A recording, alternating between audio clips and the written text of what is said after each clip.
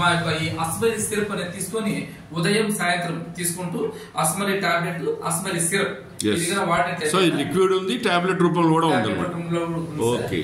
ఇవి ఒక 3 నెలల పాటు వాడుతూ డైట్ కంట్రోల్ అంటే మాంసాహారము, కాల్షియం ఐటమ్స్, కొన్ని రకాలైనటువంటి వాటికి దూరంగా ఉండాలి. అంటే ఈ సిరప్ తాగేసి మటన్ చికెన్ ఎక్కువ తినేస్తామంటే మళ్ళీ వస్తాయి సార్. అంటే ఇప్పుడు ఎస్పెషల్లీ మీరు మటన్ చికెన్ దేనికంటున్నారు?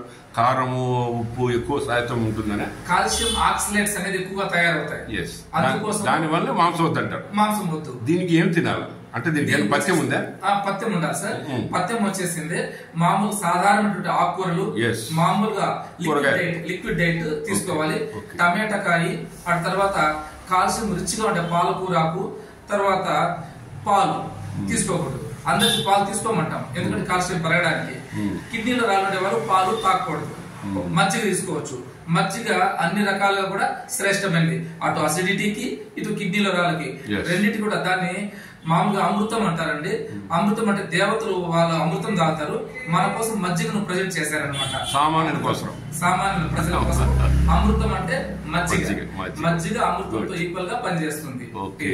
నెక్స్ట్ తులసి.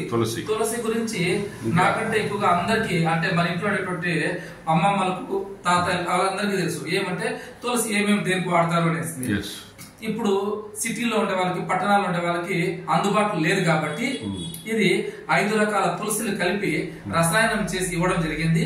ఇందులో లిక్విడ్ సార్. ఇది గొంతు నొప్పి కానించి దగ్గు, శ్లేష్మము, పైత్యము తగ్గడానికి, నొప్పులు తగ్గడానికి ప్రతి ఒక్క దానికి కూడా ఇది మనం వాడుకోవచ్చు. కణాలు రీజనరేట్ చేయడానికి కూడా ఇది ఉపయోగపడుతుంది. ఆ తర్వాత శిరోధార అంటే తలనొప్పులకు సంబంధించి శిరోభారం ఎక్కువైపోయిన వాళ్ళు కూడా ఈ యొక్క తులసి సిరప్ వాడచ్చు.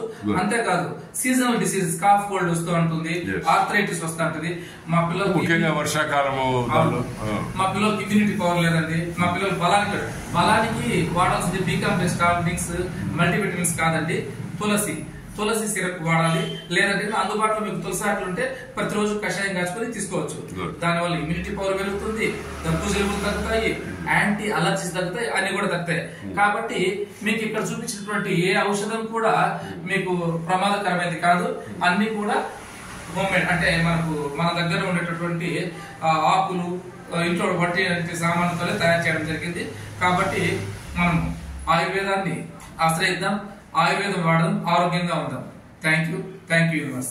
ఓకే, ఇంతవరకు మనం గ్రామీణ ప్రాంతాల్లో కానీ పట్టణాల్లో కానీ ప్రతి ఒక్కరు కూడా శారీరక శ్రమ అనేది చూపెడుతూ అదేవిధంగా మనకు అందుబాటులో ఉన్నటువంటి తృణధాన్యాలతో ఆరోగ్యాన్ని పెంచుకుంటూ